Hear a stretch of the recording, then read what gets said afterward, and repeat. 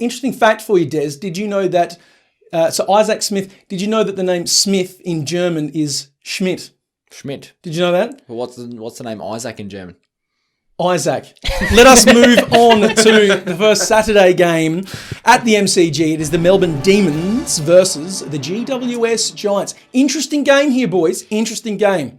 What do we reckon? I'm going to make this. I don't know if it is that interesting. No, you're not interested? Giants can't play in Melbourne, and they're playing Melbourne. Yeah. Who are on top?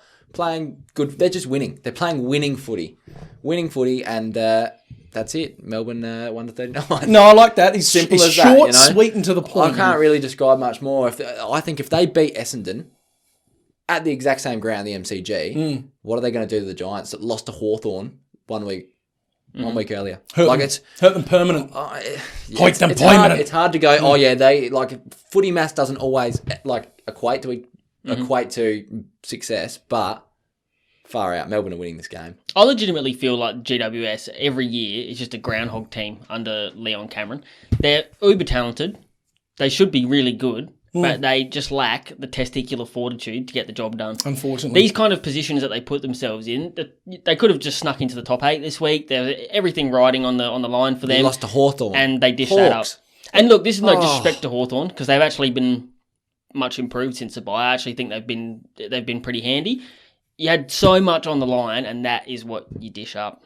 It's disgraceful. It's disappointing, and it just means that top 8 race is now wide open because Essendon can't seem to be able to take the bull by the tangly ones and jump into the 8. They've had a tough couple of games. To be fair, the Bombers have been playing they play Richmond, Melbourne, and. Now they're playing Geelong. Yeah, but they've not been smoked out of games. You know that's what I mean. That's why it's tough. So it's not the worst for the Same Bombers. with the Giants. You know, they absolutely sharted the bet as hard as anyone could against the Kangaroos. Mm-hmm. You know, then you play Hawthorn, who are a bottom 4 side as well, and you do even worse. You lose. You know, that's. They showed how well they could play against Carlton. I know it's Carlton, but they killed Carlton. Never in doubt, and that's what they should do. Yeah, but every first team beats its second team all the time, man. Every country footy league. Really, the long and short of it is, right?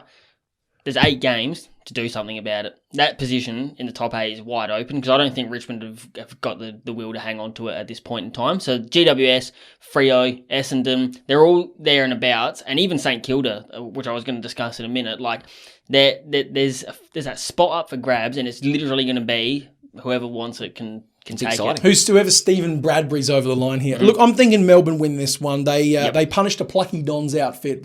Melbourne never looked too fast. They never looked like they got out of second gear. And they've still got weapons. It seems like Ben Brown's sitting his straps in the 2s. He kicked 5 goals on the weekend. That's so cool. if I like that. I did not know that, but that's good. I'm happy for him. If Big Weed isn't getting the job done, then he'll get dropped. And Big Boner Brown, he's going to be keen as to get back up in there. The one thing I take away from the Melbourne game, right?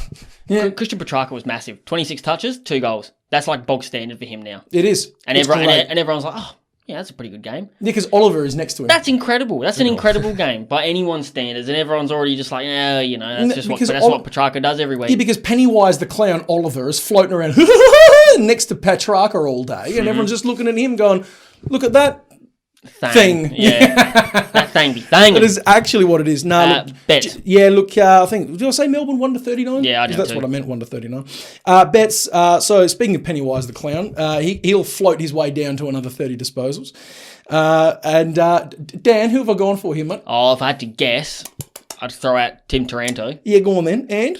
For 25 disposals. Yeah, anyone else? Isaac Cumstain for 20 plus. Oh, I missed him this week. Oh, well, I've got him, so that's all right. Oh, that's all right. I'm giving you a hint. Big comers. Big comers. W for Whitney Houston. And I will always love Lockie Whitfield, absolutely, for 25 touches. Yeah. I've actually got a bit funky with it. Christian Petrarca I haven't looked at recently. I don't like him for an anytime goal. And big Jimmy Harms for 20-plus disposals, please. The only one I had to add to that was Maxi Gawn anytime goal. Left him out last week, didn't kick one. He'd kicked one in 4 straight games prior to that. Yep. He's liking sneaking forward and jagging himself one this year, and I think he'll get on the end of one this week. The Gawn Whisperer. It's the Gawn Whisperer.